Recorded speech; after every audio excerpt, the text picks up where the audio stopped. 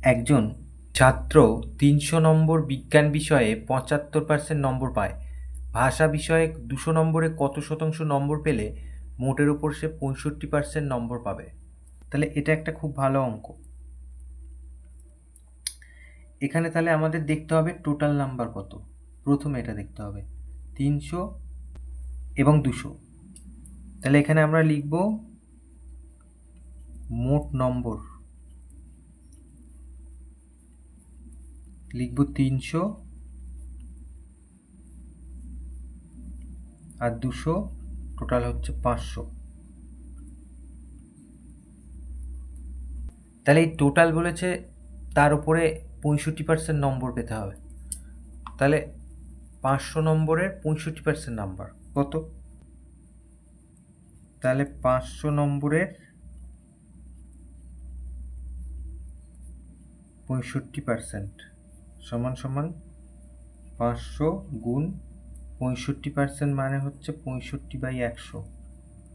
এটা কাটা, তাহলে 5 5 25 হাতে 2, 5 6 30, 31 32। তাহলে তাকে টোটাল 325 পেতে হবে। তাহলে সে বিজ্ঞান বিষয়ে কিন্তু 300 নাম্বারের মধ্যে 75% নাম্বার পেয়ে গেছে। এই যে, তাহলে আমরা এখানে লিখব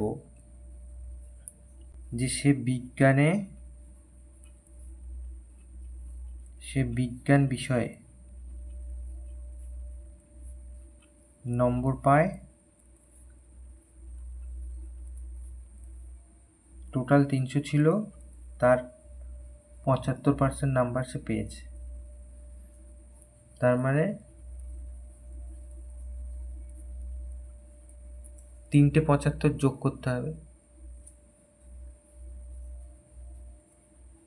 তাহলে 75কে 3 দিয়ে গুণ করতে হবে। 3 5 15, হাতে 1, 3 7 21, 22।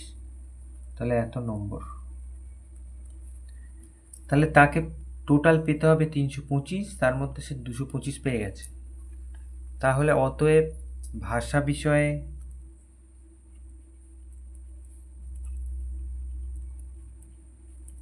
তাকে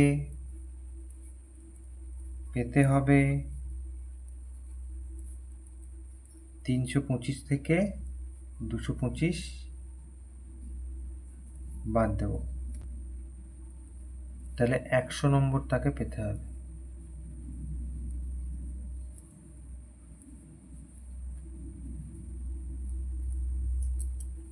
তাহলে এই 100 নম্বর তাকে পেতে হবে 200-র মধ্যে।